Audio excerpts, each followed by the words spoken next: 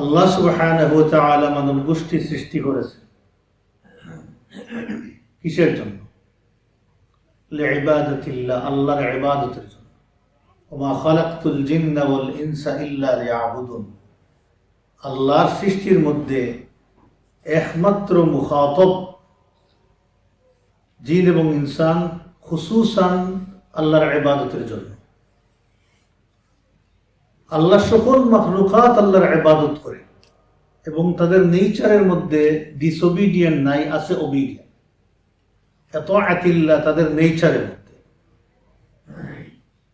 একমাত্র জিন এবং ইনসানের নেচারের মধ্যে আছে ডিসোবিডিয়েন্স, সাথে সাথে আল্লাহ সুবহানাহু ওয়া তাআলা দিয়েছেন ওবিডিয়েন্স। সেই ওবিডিয়েন্স অ্যাচিভমেন্ট হবে আল্লাহ সুবহানাহু ওয়া তাআলার গাইডেন্সের মাধ্যমে, অন্য কোনো পন্থায় হবে না। এই পন্থার বাহিরে গেলেই আল্লাহর ওবিডিয়েন্স হবে না, ডিসওবিডিয়েন্সে চলে যাবে। আর আল্লাহ সুবহানাহু ওয়া তাআলার ইবাদত একজন একা একা করা ভালো, উত্তম না তার সাথে আরো কয়েকজন মিলে একসাথে ইজতেমাই ইবাদত করা ভালো? জমাতে নামাজ পড়া ভালো না একা একা নামাজ পড়া ভালো? আল্লাহ সুবহানাহু ওয়া তাআলা খলিফাতুল্লাহ, জমিনের খলিফা হিসেবে কাকে সর্বপ্রথম বানিয়েছেন? আদম সন্তানের আদি পিতা আদম আলাইহিস সালাতু ওয়াস সালামকে। কিন্তু আল্লাহ সুবহানাহু ওয়া তাআলার মাখলুকাত দুনিয়াতে বনি আদম বাড়েনি। আল্লাহ সুবহানাহু ওয়া তাআলা বাড়ানোর ব্যবস্থা করে দিলেন হাওয়া আলাইহিস সালামকে বানিয়ে এবং সঙ্গিনী করে দিয়ে। এই সূরার প্রথম, এই সূরাতুন নিসার প্রথমেই বলেছেন খালাকা মিনহা যাওজাহা ওয়া বাসসা মিনহুমা রিজালান কাসীরান ওয়া নিসা। ওয়াত্তাকুল্লাহ, আসল টার্গেট কি? ওয়াত্তাকুল্লাহ, আল্লাহকে ভয় করা। আল্লাহকে মানুষ কিভাবে ভয় করবে? লিতাআতিল্লাহ, আল্লাহর ইবাদতের মাধ্যমে আল্লাহকে ভয় করবে। আল্লাহর আহকাম তামিল করার মাধ্যমে আল্লাহকে ভয় করবে। অন্য কোনো সূরত নাই আল্লাহকে ভয় করা। এই উম্মতের সকল মেম্বার শরীয়তের সকল ব্রাঞ্চের সঙ্গে হইতে পারবে না, তবে সাহায্যকারী হইতে পারবে বিভিন্নভাবে। যেমন জিহাদের মাঠে সবাই মুজাহিদ হইতে পারবে না, উম্মত থেকে সামান্য মানুষ জিহাদের মেম্বার হবে। সকল ধনী হবে না যে যাকাত দিতে পারবে, সমাজের কিছু মানুষ ধনী হবে যারা যাকাত দিবে। এইভাবে যদি সমাজের মানুষদেরকে ক্লাসিফাইড করা যায়, দেখবেন সকল কাজের জন্য না, কিন্তু এই উম্মতের সবাই একটা কাজের জন্য। সেটি হচ্ছে গিয়ে সামাজিকতার মধ্যে থাকবে, আর সেই সামাজিকতার সূচনা হয়ে গড়তে এক ব্যক্তি হয় না, দুই ব্যক্তির মাধ্যমে শুরু হয়। যার কারণে এই সূরার প্রথম থেকেই, শুরু থেকেই আল্লাহ সুবহানাহু ওয়া তাআলা এই বিষয়টার উপর গুরুত্ব দিয়েছেন যে সামাজিক বন্ডিজ, সোশ্যাল রিলেশনশিপ কিভাবে হবে একজন আরেকজনের সাথে। এই বিগিনিং, একদম বটম লাইনে জাস্টিস কিভাবে প্রতিষ্ঠা করে আল্লাহর ইবাদত প্রতিষ্ঠা করা যায়, সেখান থেকে আলোচনা শুরু। আজকের আলোচনার মধ্যে এইগুলোই চলে আসবে। আমরা গত আলোচনাতে করেছিলাম এই বিষয়ে, কন্টিনিউ আলোচনা হচ্ছে সূরাতুন নিসা। অতএব আমাদের মাথার মধ্যে একটা জিনিস রাখবো আমরা এই সেশনে, যে আমাদের একান্ত সম্পর্ক যাদের সাথে হয় ফ্যামিলিতে, তাদের সাথে কি ধরনের ব্যবহার করবো সেইটার উপরে আল্লাহ সুবহানাহু ওয়া তাআলা বলে দিচ্ছেন। আল্লাহ সুবহানাহু ওয়া তাআলা সাথে লিখেছেন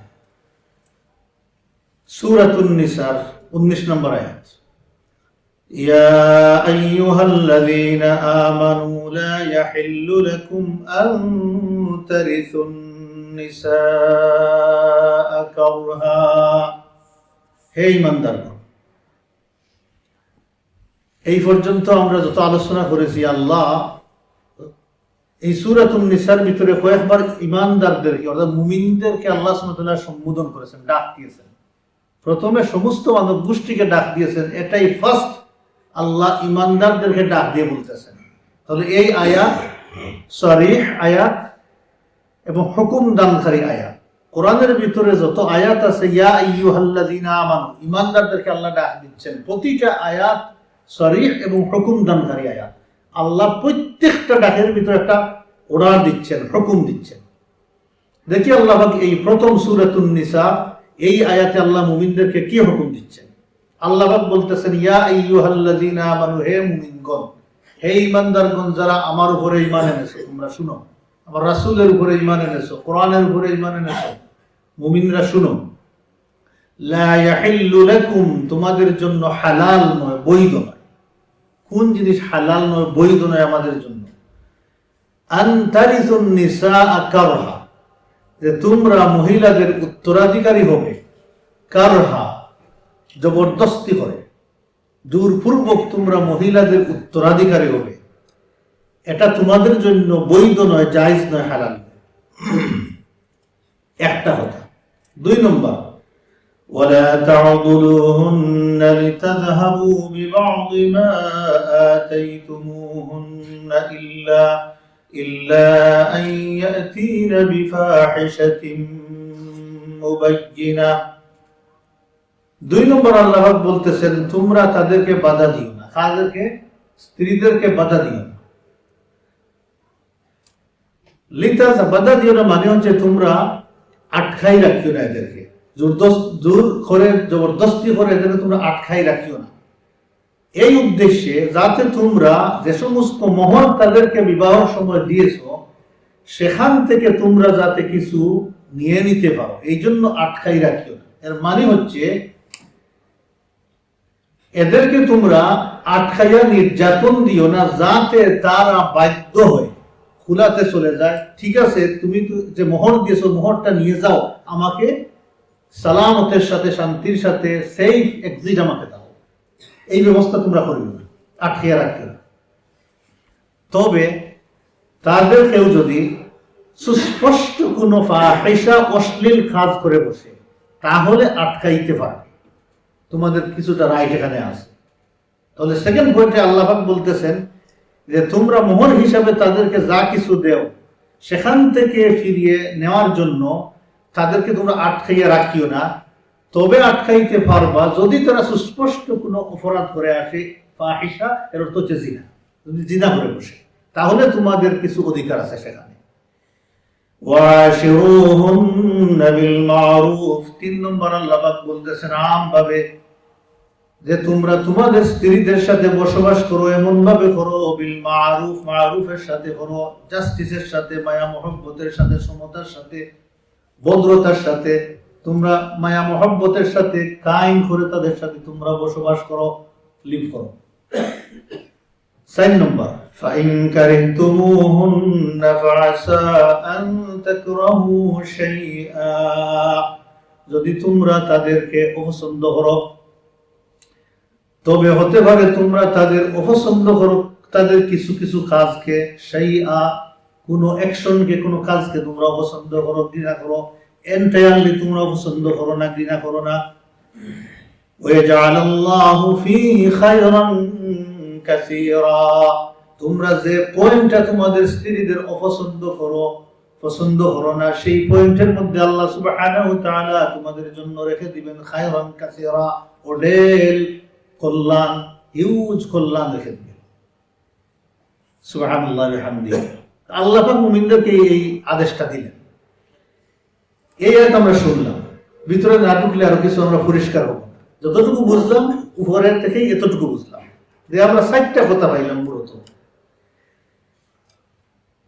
আমরা তা এই আয়াতের সার্ভিস থেকে 4টা লেসন আমরা নেই। 1 নম্বর হচ্ছে নারীদের জোরপূর্বক উত্তরাধিকারী হওয়া আল্লাহ সুবহানাহু ওয়া তাআলা নিষেধ করেছেন, এটা পরিষ্কার। 2 নম্বর, স্ত্রীদেরকে কষ্ট দিয়ে মোহরগুলো ফেরত নেওয়া আল্লাহ নিষিদ্ধ করেছে। 3 নম্বর, স্ত্রীদের সাথে ভালো আচরণ করা, সুন্দর ব্যবহার করা আল্লাহ পাক বাধ্যতামূলক করেছে। 4 নম্বর, অপছন্দ হলেও, কোনো অংশ স্ত্রীদের অপছন্দ হলেও, কোনো কাজকর্ম অপছন্দ হলেও আল্লাহ ধৈর্য ধরতে বলেছে, আর সেই ধৈর্য ধরার ফল হিসাবে আল্লাহ পাক বলেছেন ওয়া জাআলাল্লাহু ফি খায়রান কাসীরা, যে এই পয়েন্টের মধ্যে, অপছন্দনীয় পয়েন্টের মধ্যে আল্লাহ সুবহানাহু ওয়া তাআলা তোমাদের জন্য ওডেল কল্যাণ রেখেছেন, হিউজ কল্যাণ রেখেছেন। এই সাইটটা হতেই আমরা পাইলাম। এই আয়াতের উপরে সাইটটা তাফসীর ব্রিফলি আমরা করব ইনশাআল্লাহ। এক নম্বর, এই আয়াত কোন বিষয়ে খাদের ব্যাপারে আল্লাহ নাযিল করেছেন এটা দেখি আমরা। বুখারী শরীফের হাদিস, বুখারী বর্ণনার মধ্যে আসছে, আব্দুল্লাহ বিন আব্বাস রাদিয়াল্লাহু তাআলা আনহুমা বর্ণনা করেছেন, তিনি বলেছেন কানু ইযা মাতা রাজুল, জাহেলিয়াতের যুগে কোনো ব্যক্তি যখন মারা যেত, কানা আউলিয়াউহু আহাক্কু বিইমরাতিহি, এই মারা যাওয়া ব্যক্তির ওয়ালি যারা থাকতো, উত্তরাধিকারী যারা থাকতো তার পিছনে, তারা আসিয়া ওই মহিলার উপরে অধিকার বসাইত। আল্লাহ পাক বললেন কারহান, দূর করে, জবরদস্তি করে তাদের উপরে তোমরা অধিকার বসাইও, উত্তরাধিকারী মহিলার হইও না, তারা উত্তরাধিকারী হইত। তারা হওয়ার সুরত ভিন্ন ছিল। খেলরু আসিয়া এক এক কৌমের মধ্যে এক এক সুরত ছিল। কোনো কোনো কৌমের মধ্যে ছিল তারা সর্বপ্রথম একজন আসিয়া ও মহিলার উপরে একটা চাদর ফেলাইত, তোমরা কাপড় দিত, যে কাপড় দিত প্রথমে আসে সেই ওই মহিলার মালিক হয়েছিল, উত্তরাধিকারী হয়েছিল। এখন যে ব্যক্তি উত্তরাধিকারী হইত ওই মহিলা, তারা কেউ যদি চাইতো তাহলে ওই মহিলাকে বিবাহ করে স্ত্রী বানিয়ে নিত। ওই ওই ওই মহিলার কোনো চয়েস ছিল না, বলে না I don't want to get marry with you, no, এমন কোনো চয়েস ছিল না, কারণ তার কোনো মানে রাইটই নাই। আর এখন অটোমেটিক কি হয়ে গেল, তার অধিকার নিয়ে গেল, কারণ জোরদস্তি করে। যদি সে চাইতো, পছন্দ লাগে না, কুৎসিত সম্পদ আছে, ভালো লাগে না দেখতে, সে অন্যের কাছে বিবাহ দিয়ে যে ওই ব্যক্তি মোহর দিত, ওই মোহরটা ওই মহিলাকে না দিয়ে সে নিয়ে নিত, কারণ সে মালিক তো, সে নিয়ে নিত মোহরটা খাইত। সে যদি চাইতো তাহলে বিবাহ দিত না, নিজেও বিবাহ করতো না, এইভাবে আটকাই দাসীর মতো খাটাইত। এটা ছিল স্টেশার সমাজের তখন জাহেলিয়াতের যুগে। দেখেন আল্লাহ আল্লাহ পাক কি রাইট দিয়েছেন মহিলাদেরকে, কিন্তু তারা কোনো রাইটই দিত না, কোনো অধিকার দিত না।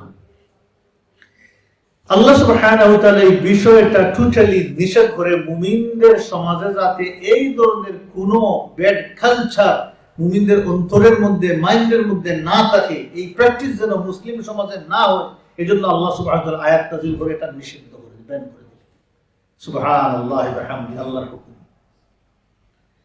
দুনিয়ার মানুষ, মহিলারা যদি বুঝতো ইসলাম কি রাইট দিয়েছে, ইসলাম বাদ দিয়ে পৃথিবীতে ইসলাম শেষ হয়ে যাক, দেখো তাদের অবস্থা কি হয়।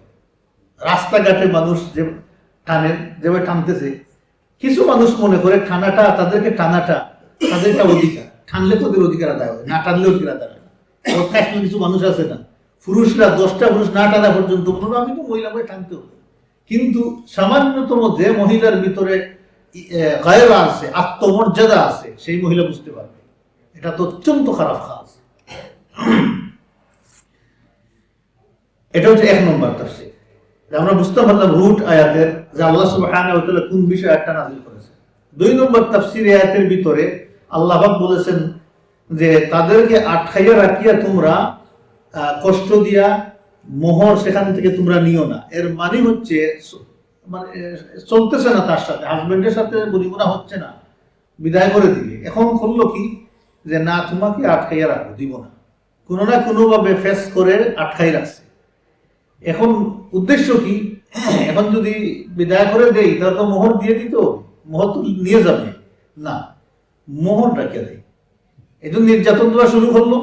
মহিলার হয়তো কোনো শক্তিশালী কেউ নেই, প্রোটেকশন দিতে পারতেছেন না, কোন নিরুপায় হয়ে সেই মহিলা সেখান থেকে বললো ঠিক আছে তোমার মোহরটা তুমি নিয়ে যাও, আমাকে যা দিয়েছিলে তুমি নিয়ে যাও, আমাকে তুমি ফাখাল্লু সাবিল, আমার রাস্তা তুমি কি করে দাও, খালি করে দাও, আমার রাস্তাটা তুমি ছেড়ে দাও, আমি চলে যাই। হ্যাঁ, বাধ্য হয়ে তাকে খোলার মধ্যে নিয়ে গেল। এটা জাস্টিস না ইনজাস্টিস? এটা আমাদের সমাজে হয়, অনেক ক্ষেত্রে অনেকেই এইটা আমাদের সমাজের মধ্যে করে। আমাদের সমাজের মধ্যে কিভাবে করেন দেখেন, করে আছে আল্লাহ পাক বলতেছেন ইল্লা আন ইয়াতিনা বিফাহিশাতিন মুবাইয়িনা, যদি সুস্পষ্ট কোনো জিনা করে বসে একজন মহিলা আপনি পছন্দ করেন, আপনি তার খরচা দিয়ে সব কিছু দিচ্ছেন, অধিকার আদায় করে দিচ্ছেন, হ্যাঁ আপনার অগুচরে সে মুত্তাহিজাতি আখদা অন্য পুরুষের সাথে আবার শারীরিক লেনদেন করে, এটা তখন ধরা পড়ছে আপনার কাছে, আপনি বলছেন না আমি তোমার সাথে আর জীবন করবো না, কিন্তু এখন তোমাকে বিবাহ করতে হবে আর একটা, তখন তুমি চলে গেলে আমার কাছ থেকে মোহর দিয়ে তার রাইট আছে আটকাইতে পারবে, কারণ সে তো চায় তোমাকে নিয়ে জীবন করতে, কিন্তু তুমি তার বিছানাকে অপবিত্র করে দিছো, কারণ সে আরেকটা বিবাহ করতে হবে, এটা জাস্টিস হচ্ছে না, তুমি তখন মন দিতে পারবে না, তুমি তার মন দিয়ে যাও, তার অধিকার নষ্ট করেছো। সুবহানাল্লাহ ওয়া বিহামদি। ইসলাম কিভাবে জাস্টিস করে দিয়েছে, এখানে অধিকার দিয়েছে, কতটুকু আটকে রাখতে হবে, কিভাবে তাকে ব্যবহার করতে হবে, তখন নির্যাতন করা কিন্তু যাবে না, আটকে রাখতে হবে, কিভাবে রাখতে হবে, কিভাবে খরগোশন দিতে হবে, ওটা ফিকি মাসলার দীর্ঘ আলোচনা। যাক, মোটামুটি একটু বুঝলাম যে আল্লাহ পাক এই রাইট দিয়েছেন যে করা যাবে। এই কথাটা এখানে নিয়ে আসছেন আব্দুল্লাহ ইবনে মাসউদ, আব্দুল্লাহ ইবনে আব্বাস, সাঈদ ইবনে মুসাইয়িব, ইমাম শাআবি, সাহাবী থেকে তাবেঈ, তবে তাবেঈ পর্যন্ত বড় বড় লার্জ নাম্বার মুফাসসিরিন, মুহাদ্দিসিন, ফুকাহা এই মতামত দিয়েছেন। এই যে ফাহিশাতিন মুবাইয়িনা, সুস্পষ্ট ফাহিশার অর্থ হচ্ছে কি জিনা। ইযা জানাত ফালাকা আন তাস্তারজি'a মিনহা সিদাক, সে জিনা করলে হ্যাঁ রাইট আছে সেখানে তাকে আটকাই রাখিয়া তার মোহরটা মোহর নিয়ে নেওয়া অথবা মোহর থেকে কিছু অংশ নিয়ে নেওয়া, এটা বৈধ আছে। আল্লাহ সুবহানাহু ওয়া তাআলা এই রুলিংটা সূরাতুল বাকারাতে দিয়েছেন, ওই তলাকের আয়াতের ভিতরে আল্লাহ পাক বলতেছেন ওয়ালা ইয়াহিল্লু লাকুম আন তা'খুযু মিম্মা আতাইতুমুহুন্না শাইআন ইল্লা আন ইয়াখাফা আল্লা ইউকিমা হুদুদাল্লাহ ফাইন খিফতুম আল্লা ইউকিমা হুদুদাল্লাহি ফালা জুনাহা আলাইহিমা ফীমা ইফতাদাত বিহি। এই যে ফি মাফতাদাত বিহি, সে দিয়া দিবে ওই মহিলা নিজেকে মুক্ত করার জন্য স্বামীকে, কোন সময় যদি হাজবেন্ড এন্ড ওয়াইফ ফিয়ার করে আল্লাহ ইউকিমা হুদুদাল্লাহ, আল্লাহর বড়া সীমা এটা তারা রক্ষা করতে পারবে না, ভায়োলেট করে ফেলবে, এই পর্যায়ে যদি চলে যায় তাহলে মহিলার অধিকার আছে প্রতিদিনই নির্যাতন করে, মারে, ধরে, খারাপ করে, হ্যাঁ এই অবস্থায় কি করতে পারবে, অথবা মহিলা চায় নাই হাজবেন্ডের সাথে থাকতে, তার অপছন্দ নেই, এই অবস্থায় কি করতে হবে, আল্লাহ সুবহানাহু ওয়া তাআলা খুলার ব্যবস্থা করে রেখেছেন, যে খুলার মানে হচ্ছে সে তার মোহরটা বের করে দিবে, অথবা কিছু মোহর সেখান থেকে ফিরিয়ে দিবে আর নিজেকে মুক্ত করে তার কাছ থেকে তালাক ঠিক করে নিয়ে যাবে, আল্লাহ পাক এই বিধান দিয়েছেন। 3 নম্বর তাফসীর হচ্ছে আয়াতের ওয়াশিরুহুন্না বিল মারুফ, আমভাবে আল্লাহ পাক বলতেছেন স্ত্রীদের সাথে তোমরা বসবাস করো মারুফের সাথে, সমান বিছনা, খাবার, সব কিছু সমান দিবে, কোনো ধরনের দুই চক্ষু করা যাবে না, কারণ আপনার সঙ্গিনী, ইহসানের সাথে বসবাস করতে হবে। আমি সবসময় বলি কোরআন হাদিস পড়ার পরে যতটুকু মাথাতে আপনার আসছে আল্লাহ দিয়েছেন যে live with kindness, respect and love, কয়টা শব্দ? কাইন্ডনেস, রেসপেক্ট এন্ড লাভ, 3টা। প্রথমে কোনটা?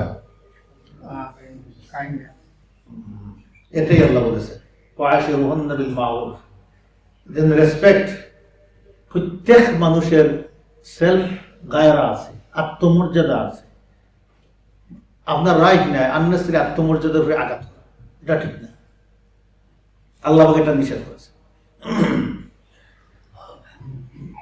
2টা কথা মুফাসসিরিনে কেরামগণ বলেছেন। 1 নম্বর বলেছেন তুইবু আকওয়ালাকুম লাহুন্না, স্ত্রীদের সাথে তোমরা সব সময় সুন্দর কথা বলবা, সফট ল্যাঙ্গুয়েজ দিয়ে কথা বলবা, কর্কশ মিজাজে কথা বলবা না, হিট লাগবে তাদের এমন কথা বলবে না।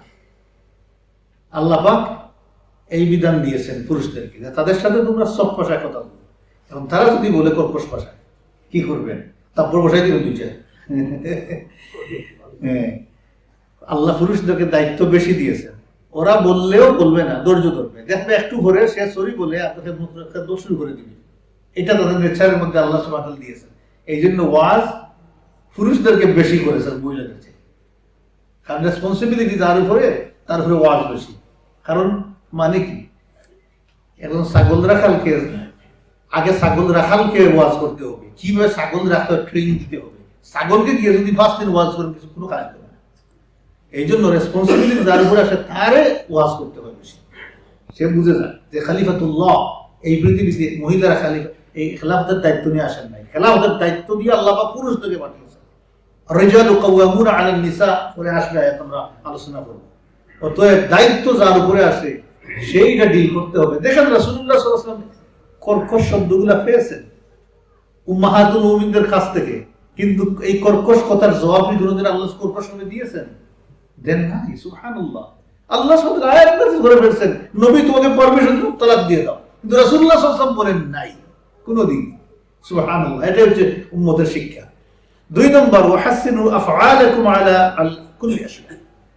প্রত্যেক বিষয়ে যখন ডিলিং করবা তাদের সাথে তখন তোমরা সুন্দর করে করবা। হাসিন মানে হচ্ছে তোমরা দয়ার সাথে, কাইন্ডের সাথে সুন্দরভাবে তোমরা প্রত্যেকটা বিষয়ে ডিল করবা।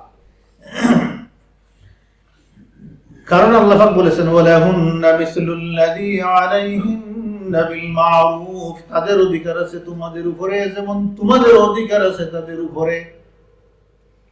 তবে ওয়ালির রিজালি আলাইহিন্না দারাজা, পুরুষের মর্যাদা তাদের উপরে আছে। যখন মর্যাদাশালী তুমি হয়েছো, একটু বেশি মর্যাদা দিয়েছি, একটু বেশি তোমাকে ধৈর্য ধরতে হবে, একটু বেশি তোমাকে রেসপন্সিবিলিটি প্রদর্শন করতে হবে। আল্লাহ পাক এই তালকিন দিলেন। রাসূলুল্লাহ সাল্লাল্লাহু আলাইহি ওয়াসাল্লাম ইরশাদ করেছেন,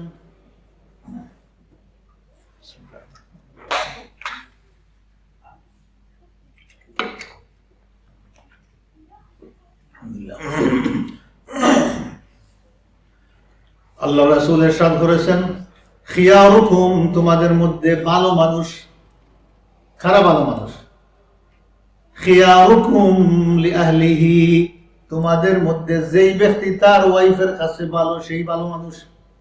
দেখছেন মানুষ আছে বউ বলে আমার হাজবেন্ডের মতো খারাপ আর নাই, আর সমাজে কি ভালো মানুষ আছে না, সমাজে অনেক মানুষ বউ কই আর কইও নাই, এই মানুষটার জ্বালায় আমি করে থাকতে পারি না, চালায়। আর সমাজে গিয়ে কত ভালো আছে না, অনেক মহিলারা দেখবেন এই যখন কথা বলবে দেবরের সাথে, পার্শ্ববর্তী কোনো ব্যক্তির সাথে, মাশাআল্লাহ কি সুন্দর ল্যাঙ্গুয়েজ, সফট ল্যাঙ্গুয়েজ দিয়ে।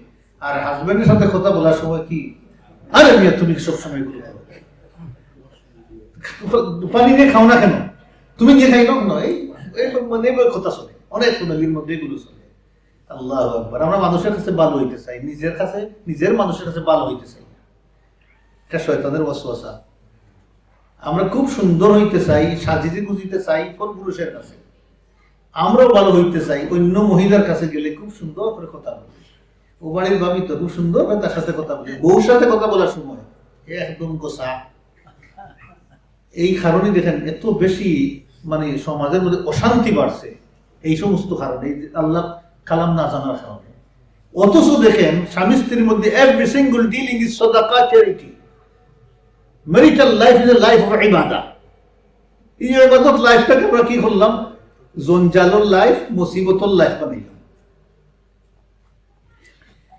যাই হোক, আল্লাহ রাসূল বলেছেন ওই ব্যক্তি উত্তম যে তার স্ত্রীর কাছে ভালো। ওয়া আনা খায়রুকুম লিআহলি, তোমাদের মধ্যে আমি ভালো, আমার স্ত্রীদের কাছে আমি ভালো। আল্লাহ রাসূল ক্লেম করলে কি হবে না, প্রুফ থাকতে হবে। প্রুফ আছে, দেখেন وكان من أخلاقه أنه جميل العشرة دائم البشر। রাসূলুল্লাহ সাল্লাল্লাহু আলাইহি ওয়াসাল্লাম অত্যন্ত সুন্দর ব্যবহার করতেন আল্লাহর রাসূলের স্ত্রীদের সাথে। আল্লাহর রাসূল সর্বদা হাসি খুশি মুখ নিয়ে স্ত্রীদের সাথে কথা বলতেন, চেয়ারফুল ফেস নিয়ে মিট করতেন, কথা বলতেন, কোনোদিন বিজার হয়ে কথা বলেন নাই, মুখ আন্দার করে খুব কম কথা বলেছেন। আমরা তো এটা করে বুঝে করি না বুঝে করি, প্রেসারে করি। আর অনেক সময় আমাদের ফ্যামিলিরাও এই সমস্যা বুঝতে পারে না, তারাও মনে করে সে মনে হয় আমার উপরে রাগ করতেছে।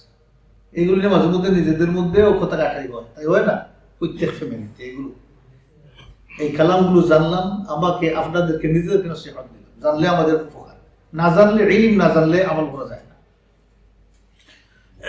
আল্লাহ রাসূল অত্যন্ত হাসি খুশি উৎফুল্ল মনোভাব নিয়ে, মাইন্ড নিয়ে, ফেস নিয়ে আল্লাহ রাসূল বিবিদের সাথে কথা বলতেন।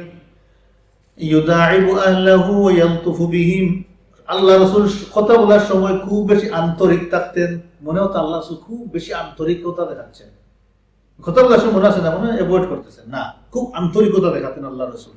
কোমল আচরণ করতেন, সফট লুৎফ, সফট আচরণ করতেন আল্লাহ রাসূল। আল্লাহ রাসূল ওয়াইওয়াসিউহুম নাফাকাতা, আল্লাহ রাসূল তাদের যতটুকু তাদের খরচ করা দরকার আল্লাহ রাসূল অতটুকু খরচ করতেন। আল্লাহ রাসূলের সাধ্য মতো তাদেরকে দিতেন।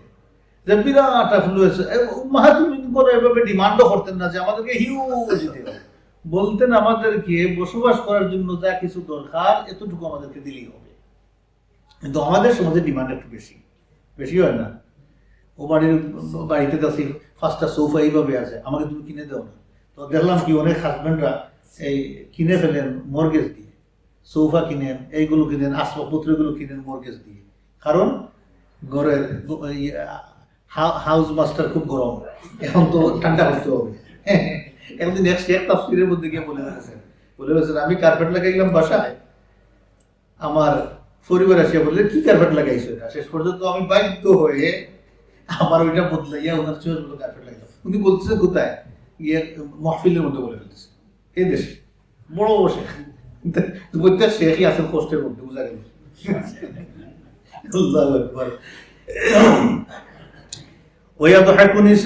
আল্লাহ রাসূল স্ত্রীদের সাথে হাসি মুখে কথা বলতেন, হাসতেন, আনন্দ করতেন, ফুর্তি করতেন। হাত্তা ইন্নাহু কানা ইসাবিকু আয়েশা রাদিয়াল্লাহু তাআলা আনহা, এমনকি রাসূলুল্লাহ সাল্লাল্লাহু আলাইহি ওয়াসাল্লাম আনন্দ ফুর্তি করার জন্য চাঁদনী রাত্রিতে আয়েশা রাদিয়াল্লাহু তাআলা আনহার সাথে আল্লাহ রাসূল দৌড় প্রতিযোগিতা করতেন। আয়েশা রাদিয়াল্লাহু তাআলা আনহা বলতেছেন, প্রথম দিকে আমি হালকা ছিলাম, একদিন আল্লাহ রাসূলের সাথে দৌড় প্রতিযোগিতা করেছি। রাসূলুল্লাহ সাল্লাল্লাহু আলাইহি ওয়াসাল্লামকে পিছনে ফেলে আমি সামনে চলে গেছি। কিছুদিন পরে আমি একটু স্বাস্থ্য হয়ে গেছে, একটু বাড়ি হয়ে গেছে, আল্লাহ রাসূলের সাথে আবার প্রতিযোগিতা করেছি। আল্লাহ রাসূল আমাকে পিছনে ফেলে দিয়েছেন, আমি পিছনে পড়ে গেছি। আল্লাহ রাসূল বলছেন, ও আয়েশা তুমি জানো ওই দিনের প্রতিশোধ আজকে নিলাম তোমার কাছ থেকে। আমরা করে খুব ফুর্তি করলাম, আনন্দ করলাম। সুবহানাল্লাহ। আমরা এই সুন্নত আদায় করছি, কয়জন যাই না করছি আমরা? হাতে সুন্নত রাসূলুল্লাহ আওয়ারসেলফ, নিজেদেরকে বুঝিকান এই সুন্নতটাকে আদায় করেছি। সুবহানাল্লাহ। আমি চাই এখন থেকে আপনারা এই প্রতিযোগিতা শুরু করবেন এই সুন্নতের জন্য। তুমি করবেন ডাক্তার সব, যাই হোক ইনশাআল্লাহ। দেখেন আল্লাহ রাসূল কি করতেছেন। ওয়াইতামিউ নিসা, আল্লাহ রাসূলুল্লাহ সাল্লাল্লাহু আলাইহি সাল্লাম যে বিবির ঘরে রাত্রিতে তাহার পালা থাকতো, সেখানে মাগরিবের পরে অন্যান্য স্ত্রীগণ সেখানে গিয়ে জড়ো হইতেন, আল্লাহ রাসূলের সাথে আনন্দ ফুর্তি করতেন, কথা বলতেন, একসাথে সেখানে খাইতেন। খাওয়ার পরে অন্যান্য বিবিরা যার যার ঘরে চলে যাইতেন। রাসূলুল্লাহ সাল্লাল্লাহু আলাইহি ওয়াসাল্লাম এশার নামাজে যাইতেন। এশার নামাজ শেষে বাসায় আসিয়া যে স্ত্রীর ঘরে থাকবেন ওই স্ত্রীর সাথে আল্লাহ রাসূল আবার একটু কথাবার্তা বলতেন, আনন্দ করতেন। ইয়াসমুরু মা আহলিহি কালিলান, অল্প সময় ঘুমানোর আগে একটু আন্তরিকতা দেখাতেন, মায়া মহব্বত করতেন, তারপরে ঘুমাইতেন। সুবহানাল্লাহ ওয়া বিহামদিহি। এটা আল্লাহ রাসূলের ফ্যামিলি সুন্নাত, ঘরের সুন্নাত, আল্লাহ রাসূলটা আদায় করতেন।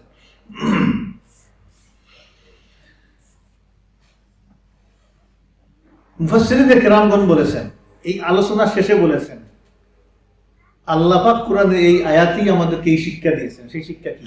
লাকাদ কানা লাকুম ফি রাসূলিল্লাহি উসওয়াতুন হাসানা, তোমাদের রাসূলের জীবনের মধ্যে আছে তোমাদের জন্য উত্তম আদর্শ। আর উসওয়াতুন হাসানা, এই উসওয়াতুন হাসানা, এই আদর্শটা যদি আমাদের ফ্যামিলির মধ্যে আমরা প্রতিষ্ঠা করি, সেটা শিখবে আমাদের সন্তানরা। আর সেটা দলিল হিসাবে তাদের সন্তানদেরকে বলবে, আমি আমাদের পিতামাতাদেরকে এইভাবে দেখেছি। আপনারা বলেন না অনেক সময় ভালো কিছু দিলে সেখান থেকে কুট করেন। সুবহানাল্লাহ ওয়া বিহামদিহি। এটা সদকাতুন জারিয়ার মতো কন্টিনিউ চলতে থাকবে। 4 নম্বর তাফসীর, ফাইন কারিহতুমুহুন্না ফাআসা আন তাকরাহু শাইআ, যদি তোমরা তাদেরকে অপছন্দ করো কি না করো, আল্লাহ পাক বলতেছেন একজন মানুষ আরেকজন মানুষের কাছে এন্টায়ারলি ঘৃণার পাত্র হয় না। স্ত্রী কিছু কাজ করছে আপনার ভালো লাগে না, আপনি কিছু কাজ করেন স্ত্রীর ভালো লাগে না, এটা নয়। এটা প্রত্যেক ফ্যামিলিতে দুইটা মন একসাথে হবে, এই পৃথিবীর নেচার হচ্ছে 100% হবে না, আর আখিরাতের নেচার হচ্ছে 100% হবে। এটাই হচ্ছে সবচেয়ে বড় মহব্বতের বিষয়, যে আপনার স্ত্রী আপনার নুশুজ হবে না, কোনো কারণে কোনো অবস্থায় আপনার বিরুদ্ধে চলে যাবে না, সর্বাবস্থায় আপনার মতের হয়ে থাকবে। সুবহানাল্লাহ, এটা হচ্ছে জান্নাত।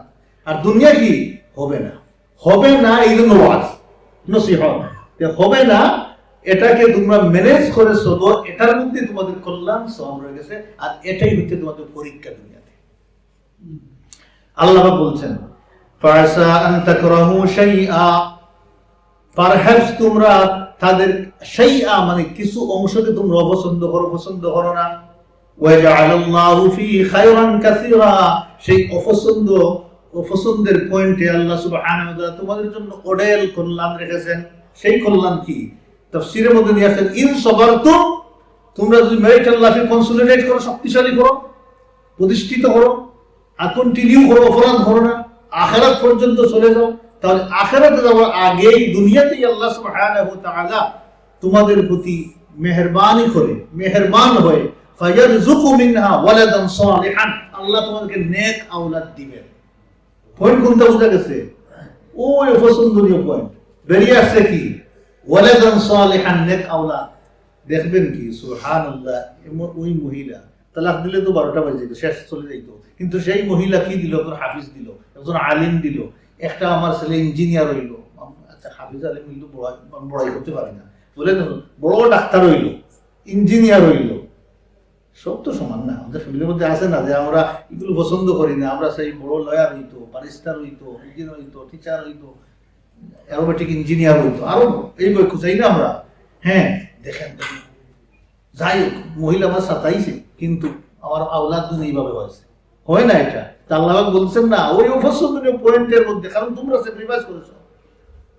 স্যাক্রিফাইস করেছো কি ধৈর্য ধরেছো, মেরিটাল লাইফকে শক্তিশালী করেছো, এজ এ রিজাল্ট আমি আল্লাহ সুবহানাহু ওয়া তাআলা তোমাদেরকে আমি বলি নাই, আমি তো এই নিয়ামত দিলাম, ওয়ালাদান সালিহান, নেক আওলাদ দিলাম।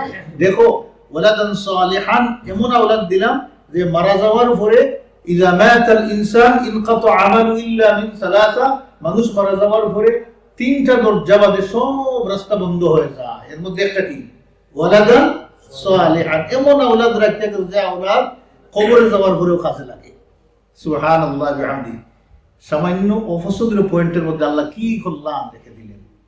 আল্লাহ এই কথাটাই বললেন। ইবনে আব্বাস রাদিয়াল্লাহু আনহুমা এই তাফসীর করেছেন, হাযা খায়রুন কাসীর, তিনি বলেছেন। এই জন্য আল্লাহ রাসূল বলেছেন না, মহিলাদের সাথে যদি অপছন্দনীয় কোনো পয়েন্ট বের হয়, তোমাদের চলতে কষ্ট হয়, তাহলে কি করো? ইস্তাউসাউ বিন নিসাই খায়রা, ইত্তাকুল্লাহা ফিন নিসা, মহিলাদেরকে তোমরা কল্যাণের নসিহত দাও, উপদেশ দাও। আর কি করো? মহিলাদের ব্যাপারে আল্লাহকে ভয় করো, কল্যাণের উপদেশ দাও, আর কি করো? আল্লাহকে তোমরা ভয় করো। ফাইন্নাকুম আখাযতুমুহুন্না বিআমানাতিল্লাহ, বিদায় হজ্জের ভাষণে আল্লাহর রাসূল বলেছেন, কারণ তোমরা তাদেরকে অ্যাকসেপ্ট করেছো আল্লাহর আমানতের ভিত্তিতে। ওয়াস্তাহলালতুম ফুরুজাহুন্না বিকালিমাতিল্লাহ, আর তাদের প্রাইভেট পার্টকে তোমরা হালাল করেছো আল্লাহর কালিমা দ্বারা, আল্লাহর বাণী দ্বারা। আল্লাহর বাণী না হলে দুইটা পাইতে না। অতএব তোমরা তাদেরকে কল্যাণের নসিহত দিয়ে জীবন কাটাও। এখন দেখেন, মহিলাদেরকে কল্যাণের নসিহত দিলেন, কিন্তু আল্লাহ রাসূল বলেছেন মনে রাখিও তোমরা তাদেরকে বানানো হয়েছে ফাজরের তেড়া হাড্ডি থেকে। আমরা আগে তাফসীরে বলেছি, মনে আছে তো? ফাজরের তেড়া হাড্ডি কোনটা? এগুলো তেড়া না, মুখের মধ্যে এখান থেকে এই দিয়ে বাঁকা হয়ে গেছে না, বাঁকা হয়ে গেছে। বলেন তো এই কোনটা সবচেয়ে বাঁকা? ডাক্তার সাহেব বলতে পারবেন সবচেয়ে বাঁকা টপ স্টকটা, সবার উপরে একটা, এখান থেকে ওই ব্যাকের মধ্যে চলে গেছে এইভাবে, ওই ব্যাগটাকে গাটাকে ধরছে। আপনারা দেখলে বুঝতে পারবেন, আজকে সার্চ করে স্কালিটনটা দেখে যদি বুঝতে পারবেন, ওইটাকে ওই ব্যাগের যে মেরুদণ্ড ওইটাকে এইভাবে ধরছে, এইভাবে ওই সবচেয়ে বাঁকাটা থেকে আল্লাহ পাক বলতেছেন, আল্লাহ তোমার এই মহিলাদেরকে বানিয়েছে তোমাদের অংশ থেকে, আল্লাহ বলছে। এখন তো এটা আমাদের শরীরেরই অংশ, ওই বাঁকা নিয়ে যদি আমি চলতে পারি, বউ নিয়ে চলতে পারবো না, বুঝে গেছে? সুবহানাল্লাহ বিহামদিহি। আল্লাহ রাসূল বলেন এরা বাঁকাই থাকবে, অত কল্যাণের নসিহত দিয়ে দিয়ে চলে যাও। বুক করে তো তোমরা, কে বুক করে? পুরুষরা বুক করে, তাই না? আপনার কাপড় দেয়, হ্যাঁ, আপনার জন্য খালি বানি বানায়, আপনার বাচ্চাদেরকে লুক আফটার করে, সব ঘরে সব কাজ করে, হ্যাঁ আপনিও শেয়ার করেন মাঝে মধ্যে, বাট মেজর পার্ট তো তারাই করে না। আল্লাহ রাসূল বলতেছেন হ্যাঁ এইভাবে রেখে এই নসিহত দিয়ে দিয়েই ফাস্তামতা বুক করো, ফাস্তামতা বিহা তাদেরকে বুক করো, তাদেরকে নিয়ে তোমরা চলো জীবনে। ওয়াফিহা ইবাদু বাকাই থাকবে। এখন যদি তাও তুমি সুজা করতা, আল্লাহ রাসূল বলতেছেন ডান্ডা তো লইয়া ফিটেইয়া সুজা করতা। আচ্ছা বলো তো এইটাকে যদি সুজা করতাম কি হবে? কাসারতা। আল্লাহ রাসূল ভেঙে ফেলবা, ভাঙে ফেলা মানে কি যা এই বজ্জাতের করে আমি আর থাকবো না, দিবস শেষ। এইটাই তো হয় শেষ পর্যন্ত।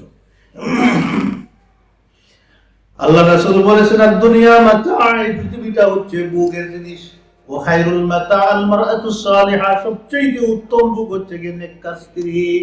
এজন্য নেককার স্ত্রীর আল্লাহর কাছে দোয়া করতে হয়, রব্বানা হাব লানা মিন আজওয়াজিনা ওয়া যুররিয়াতিনা কুররাতা আ'ইউনিন ওয়াজআলনা লিল মুত্তাকিনা ইমামা। বিয়া শাদী করার আগে সবাই বুঝবে আমরা আমার ছেলের জন্য বিয়া হইব, এটা নামাজি মেয়ে চাই, নামাজি মেয়ে চাই, নামাজি মেয়ে চাই। এটাও ভুল মনে রাখবেন। আর শুধু নামাজি চাইবে না, আর চাইবে দিনদার একজন মেয়ে, নামাজি মেয়ে চাইবে না, দিনদার চাইবে। দিনদার মানে কিছু নামাজ পড়া না, দিনদার চাইবে। দিনের কথা হাদিসের মধ্যে আছে, সর্বের নামাজি চাই। ছেলের নামাজ পড়ে না, একটা বড় দোয়া করে না রব্বানা হাব লানা মিন আজওয়াজিনা, আর মা বাপ খুলছে নামাজি ছেলে না। আগে নিজে ঠিক হইতে হবে, নিজে ঠিক হইলে দেখবেন আল্লাহ ওইটা দিয়া দেয়। যে জেলাওয়ালা মানজাদা ওয়াজাদা, তুমি যেটা ট্রাই করবো ওইটা পাইবা। কামা তাদিন তুদান, বুখারী বলছে রাহিমাহুল্লাহ বলতেছেন তুমি যেটাই ফলাইবা ওইটা ফল ভোগ করবা। তুমি কি ফলাইতেছো, তোমার লোকের লোক নেই, ফাইলিবা আর একটা। এই জন্য আগে নিজেকে সংশোধন করতে হবে। قال رسول الله صلى الله عليه وسلم, আল্লাহ রাসূল বলেছেন লা ইয়াফরুকু মুমিনু মুমিনাতান, কোন মুমিন যেন কোন মুমিনাকে হেট না করে, ঘৃণা না করে, যে আমি আমার বউকে হেট করি, এই কথা যেন কোন মুমিন যেন মুমিনাকে হেট না করে। আল্লাহ রাসূল সাদ বলেছেন ওয়াইন কারিহা মিনহা খুলুকান, তার কোন চরিত্রকে সে যদি অপছন্দ করে, ভালো না বাসে, রাদিয়া মিনহা, তাহলে আরো কিছু আমল আছে, সেটা তার অ্যাকশন আছে, সেটা কিন্তু সে পছন্দ করে, তাই না? সেটা পছন্দ করে। যাই হোক, আমরা একটা আয়াতের উপরে আলোচনা করলাম, আয়াতের তাক এখানে ইনশাআল্লাহ। আমরা নেক্সট 20 নম্বর আয়াত থেকে আলোচনা করি ইনশাআল্লাহ, ঠিক আছে? বেশি হইলে বাদে এতটুকু যে হয়েছে এতটুকু আমরা অজমক ইনশাআল্লাহ। জায়গা কিছু থাকুক যাতে আমরা খাইয়া হইয়া একটু বুড়ি বাকি অংশটুকু ইনশাআল্লাহ।